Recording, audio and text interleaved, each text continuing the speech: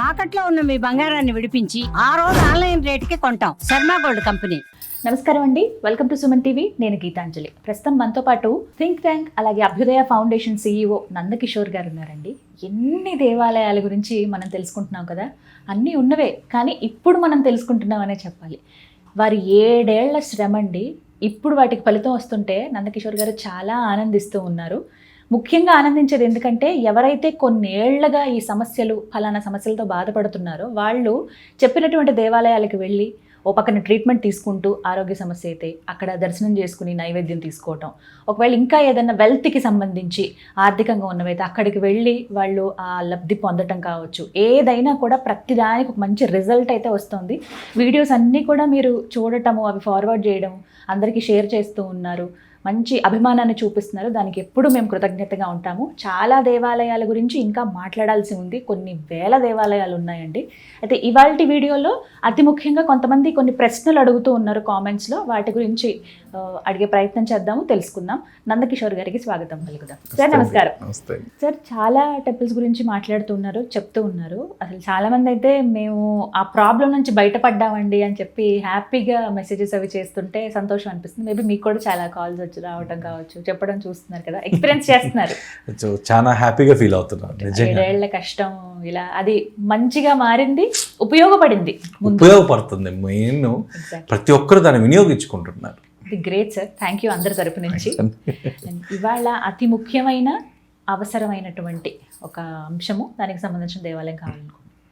Autism sir, ఎంతమంది పిల్లలంటే వాటి కోసం స్కూల్లే ఏర్పాటు చేయటం చూసాము. ఇంతకుముందు అంటే ఎక్కడో ఒక దగ్గర ఒక స్కూల్ ఉండేది, కానీ ఇప్పుడు మేజర్గా సిటీస్ చూసుకుంటే ఫలానా ప్రైమ్ ఏరియా ఏదైనా ఉంటే అక్కడ ఒక స్కూల్ అని దాదాపుగా వీటికి సంబంధించిన స్కూల్సే ఒక 20 నుంచి 50 దాకా ఉంటున్నాయి. అంటే అంతమంది పిల్లలు అలా ఉన్నారు అని చెప్పి, అంటే ఆ హైపర్నైజ్ ఉండడం కానీ, లేకపోతే కంప్లీట్గా ఆటిజం అని ఉండడం కానీ, ఇవి అటెన్షన్ ఇష్యూస్. అమ్మో, అసలు చెప్పాలంటేనే భయం వేస్తుంది సార్. పిల్లల్ని పాపం అనిపిస్తుంది, పాపం అంటే వాళ్ళు ఎంత ఫేస్ చేస్తారనే బాధ అది తల్లిదండ్రుల్లో కనపడుతుంది సార్. అది మేజర్గా చెప్పుకోవాలి. ఆ పేరెంట్స్ కొంతమంది మెసేజ్ చేశారు, మరి వీటికి సంబంధించి దేవాలయం ఏదన్నా ఉందా, మేము ఖచ్చితంగా దర్శించుకోవాల్సిన ప్రదేశం అంటూ ఉందా అని అడిగారు. మన శాస్త్రం ప్రకారం ప్రతి సమస్యకి ఒక పరిష్కారం ఉంది. ఆ పరిష్కారం చూపడానికి ప్రతి ఒక్కదానికి ఒక దేవాలయం ఉంది. ఇది ప్రూవన్ అండి. ఇదే మన శాస్త్రంలో కానీ మన హిందుత్వంలో ఉన్న గొప్పతనం ఏంటి అంటే, ప్రతి సమస్య, మీరు ఏ సమస్య అయినా చెప్పండి, దానికి ఒక పరిష్కారం ఉంటుంది. ఆ పరిష్కారానికి ఒక దేవాలయం ఉంటుంది, పరిష్కారం దారి చూపే దేవాలయం ఉంది. దాంట్లో భాగంగా ఈ పిల్లలకు సంబంధించింది గుణశీల టెంపుల్ అని ఉందండి. గుణశీల టెంపుల్ అని ఉంది. ఇది వచ్చి తొట్టయం తాలూకా తిరుచి దగ్గర ఉందండి. తిరుచి దగ్గర ఉంది. ఈ గుణశీల టెంపుల్ అంటేనే ప్రసన్న క్షేత్రం అంటారు దీన్ని. ప్రసన్న క్షేత్రం అంటే ఏంటంటే ఒక సేఫ్ జోన్. ఇక్కడ మీకు జనరల్గా ఈ గుణశీల టెంపుల్కి వస్తే ఏం చేయాలంటే, పిల్లలు ఇక్కడికి తీసుకొని రావాలండి. ఖచ్చితంగా తీసుకొని వచ్చి వాళ్ళకి అక్కడ తీర్థం, ప్రసాదం అన్నీ ఇప్పించి స్వామి దగ్గర నిలకడగా ఒక 11 నిమిషాలు కూర్చోబెట్టాలండి. స్వామి ముందర, గర్భాగుడిలో స్వామి ముందర ఒక 6 నుంచి 11 నిమిషాలు మీరు అక్కడ కూర్చోబెట్టాలి. ఈ కూర్చోవడం వల్ల వాళ్ళల్లో కొన్ని చక్రాలు యాక్టివేట్ అవుతాయి పిల్లల్లో. ఆ పిల్లల్లో విశుద్ధ చక్రం, అనాహత చక్రం, ఆజ్ఞా చక్రం, ఇవన్నీ కూడా యాక్టివేట్ అవుతాయి. స్వామి వాటిని యాక్టివేట్ చేస్తారు. యాక్టివేట్ చేసి సో మీరు ఏం చేయాలంటే 3 nights అక్కడ ఉండేటట్టు మీరు ప్లాన్ చేసుకోవాలండి జనరల్గా. ఎందుకంటే ఈ ప్రదేశంలో నిద్ర చేయడం అనేది ఎందుకు చెప్తాము అంటే, ఆ నిద్ర చేయడం వల్ల ఆ శక్తి ఏదైతే మీరు అక్కడి నుంచి తీసుకుంటారో దేవాలయం నుంచి, ఆ శక్తి ప్రసరణ అనేది నైట్ టైమే జరుగుతుందండి మన బాడీలో. నిద్ర చేయండి అనడానికి కారణం ఏంటి అంటే, పుణ్యం వస్తుంది అది అనేది రెండోది. దానికి ఏంటంటే ఆ శక్తి ప్రసరణ. అందుకే ఆ శక్తి ప్రసరణ జరుగుతున్నప్పుడు మీకు కళలో కూడా ఆ క్షేత్రానికి సంబంధించిన దేవుళ్ళు కనిపించడం అనేది జరుగుతుంది. ఎందుకు జరుగుతుంది అంటే ఆ శక్తి ప్రసరణ జరుగుతుంది అక్కడ.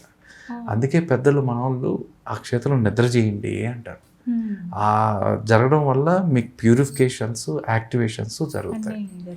సో ఈ దేవాలయానికి మీరు గురువారం వెళ్ళడం అనేది విశేషం అండి. సో గురువారం నుంచి ఒక 3 రోజులు ప్లాన్ చేస్తే 3 రాత్రులు దేవాలయం దగ్గరలో ఎక్కడైనా మీరు లాడ్జీలో ఎక్కడైనా కూడా మీరు ఉండొచ్చు. కానీ ఆ నిద్ర చేయడం అనేది ఇంపార్టెంట్. రెండోది వచ్చేసరికి ఫస్ట్ రోజు మీరు టెంపుల్లోకి వెళ్ళంగానే అర్చన చేయించాలి. ఆ తర్వాత సంకల్పం చేయించాలి. సంకల్పం చాలా ఇంపార్టెంట్ అండి. మా బాబు బాగా కావాలి, ఏవైతే ఇవి ఉన్నాయి, autism, development delay, intellectual disability, ఇప్పుడు హైపర్ అటెన్షన్ ఇష్యూస్, ఇలాంటివన్నీ కూడా మాకు నయం కావాలి అని చెప్పి మనం ప్రార్థన చేయాలండి. సో ఆ తర్వాత ఆ పిల్లవాడి దగ్గర 3 ప్రదక్షిణలు చేయించాలి. 3 ప్రదక్షిణలు. సో ఆ పిల్లవాడు చేయలేకపోతే వాళ్ళని ఎత్తుకొనైనా పేరెంట్స్ చేయొచ్చు. సో ఆ తర్వాత వీటిలన్నిటికల్లా మీకు ఛాలెంజింగ్ ఏంటి అంటే ఆ ఆలయ ప్రాంగణంలో, అంటే నేను ఇంతకుముందు గర్భగుడి అని చెప్పాను, ఒకవేళ గర్భగుడి కానీ మీరు అనుమతించకపోతే ఆలయ ప్రాంగణంలో 10 నిమిషాలు అతన్ని ఆ బాలుని కదలనీయకుండా కూర్చోబెట్టాలి మీరు. అది పరిహారం. అదే పరిహారం. మీరు అక్కడ 10 నిమిషాలు అటు ఇటు కదలకుండా కూర్చోబెట్టగలిగితే చాలు. సో ఈ విధంగా మీరు ఒక 3 days చేయాలండి. ఇదే ప్యాటర్న్ చేయగలిగితే ఆటోమేటిక్గా మీకు ఆ ఇంటెన్సిటీ తగ్గుతూ వస్తుంది. సో నాకు ఒక బెంగళూరు నుంచి ఫోన్ వచ్చిందండి. వాళ్ళు బెంగళూరు నుంచి ఫోన్ వచ్చి వాళ్ళు అడిగారు, సార్ నాకు ఈ విధంగా బాబుతో ప్రాబ్లం అయింది, అసలు మా ఊరు చేసే చేష్టలకి ఈ అపార్ట్మెంట్లో ఉండొద్దు అంటున్నారు, అసలు వెళ్ళిపోమంటున్నారు, అంత హైపర్ అయ్యాడు, ఇది ఎక్కడ స్కూల్లోనూ అదే పరిస్థితి, మా వల్ల కాదు, మేము ఎక్కడికి అంత దూరం కూడా మేము రాలేము, నేను వాళ్ళకి చెప్పాను గుణశీల టెంపుల్కి తిరుచిలో వెళ్ళండి అంటే మేము వెళ్ళలేము అన్నారు. వాడిని పట్టుకొని వెళ్ళడం మాకు చాలా కష్టము. సో ఇంకేదన్నా ఇంకోటి ఉంటే చెప్పండి అంటే దానికి ఇంకోటి కూడా చెప్పానండి. మీ దగ్గరలో ఎక్కడన్నా విష్ణు ఆలయానికి మీరు ఫస్ట్ రోజు వెళ్ళేసి ఒక ముడుపు కట్టి ఇంట్లో ఆ విష్ణు ఆలయానికి వెళ్ళి ఆ విష్ణు ఆలయంలో సేమ్ అర్చన, ఇవన్నీ సంకల్పం, ఇవన్నీ చేయించి ఆ తర్వాత 48 days వ్రతం చేయాలండి. 48 రోజుల వ్రతం పేరెంట్స్ చేయాలి. సో ఈ 48 days దీంట్లో ఏం పెద్ద నియమాలు ఏం లేవండి.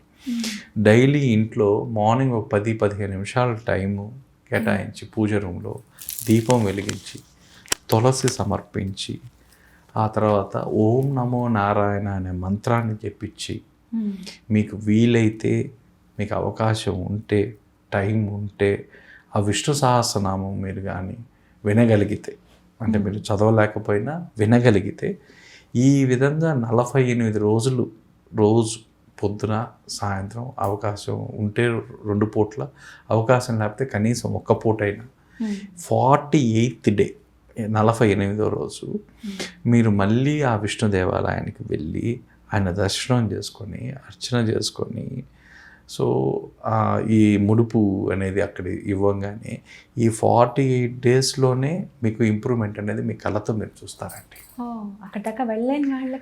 వెళ్ళలేని వాళ్ళకి ఇంట్లోనే ఉండి ఎక్కడైనా దగ్గరలో ఉన్న విష్ణు ఆలయానికి వెళ్ళి ఈ 48 రోజులు మీరు చేయడం వల్ల వాళ్ళకి ఆటోమేటిక్గా కరెక్షన్ వస్తుంది. అందుకే మీకు పోయినసారి మనం మాట్లాడుకునేటప్పుడు కూడా పిల్లలకి 7వ సంవత్సరం నుంచి పిల్లలకి కానీ మీరు ఎలాగో మీరు మైండ్ ఎక్సర్సైజ్కి, మైండ్ డెవలప్మెంట్కి ఈ ఏవైతే కానీ శాస్త్రాలు, ఈ అష్టోత్తర శతనామావళిలు ఇలాంటివి కానీ మీరు కానీ చదవడం వల్ల ఓన్లీ ప్రొనౌన్సియేషన్ అండి.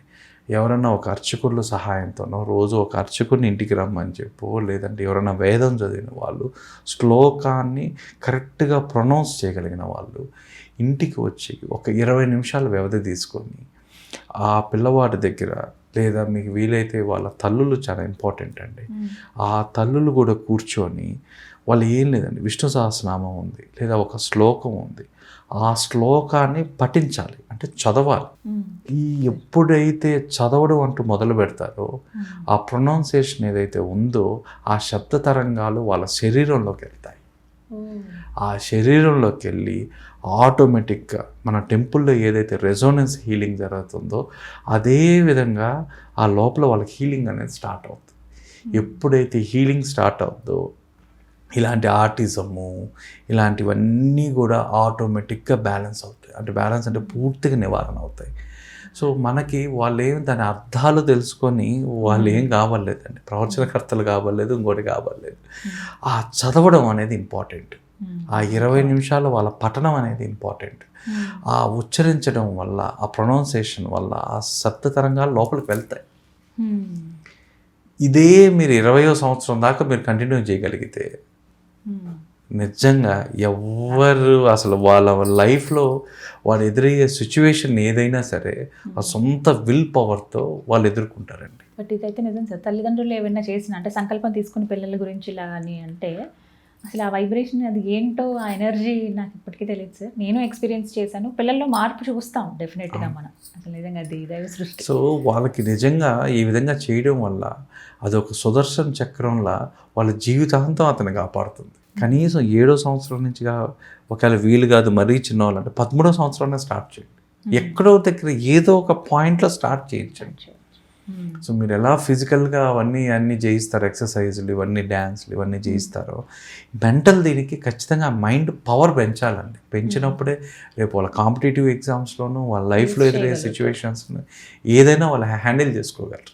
Correct sir. సో మీరు ఆర్టిజం గురించి అడిగారు కాబట్టి నా రిక్వెస్ట్ ఏంటంటే పేరెంట్స్ అందరూ కూడా వాళ్ళు ఒక 20 నిమిషాలండి ఇంటికి ట్యూషన్ టీచర్ని ఎలా పిలిపించి మనం సబ్జెక్ట్స్ చెప్పిస్తాం అకాడమిక్గా, ఈ వీటికి కూడా ఈ మంత్రాలు శ్లోకాలు చదవడానికి ఎవరన్నా ఒక ప్రొఫెషనల్స్ని లేదా పండితుల్ని అర్చకుల్ని తీసుకొని వచ్చి ఒక 20 నిమిషాల టైం ఖచ్చితంగా మీరు కూడా కూర్చున్నారంటే దానివల్ల మీకు కూడా ఉపయోగం. కనీసం వీక్లీ వన్స్ అన్న కనీసం అంటే అకాడమిక్స్లో వాళ్ళు టోటల్గా బిజీ అయిపోయి మాకు టైం లేదు స్కూల్ ఇవన్నా కనీసం వీక్లీ వన్స్ ఆర్ ట్వైస్ అన్నా ఇవి చేయడం వల్ల ఆ హీలింగ్ జరుగుతూ ఉంటుందండి.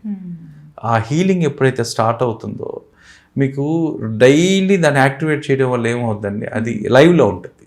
ఆ ఎనర్జీ లైవ్లో ఉంటుంది.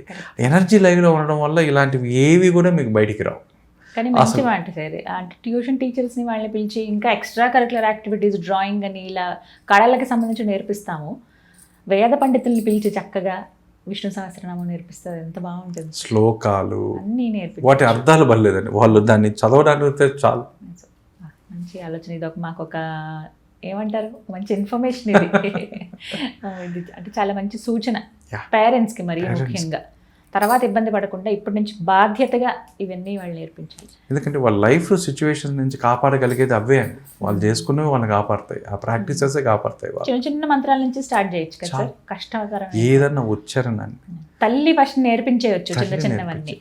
తర్వాత ఎందుకంటే వాళ్ళని ఎందుకు అన్నానంటే ఆ శబ్ద తరంగాలు ప్రొనౌన్సియేషన్ చాలా ఇంపార్టెంట్ అండి.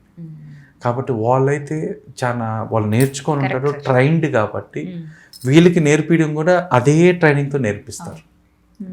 అంటే ముందు పలకటానికి వస్తే ఇవే అండి. నేను ఎప్పుడైనా టౌన్స్లో సిటీస్లో చూసేటప్పుడు అసలు పల్లెటూర్లకు నాకు ఎందుకు అంత ఇష్టం అంటే విలేజెస్లో చూడండి అర్చకులు ఎవరైతే ఉంటారో అర్చకులు ఇప్పటికి ఇంకా జరుగుతుందండి లైవ్లో.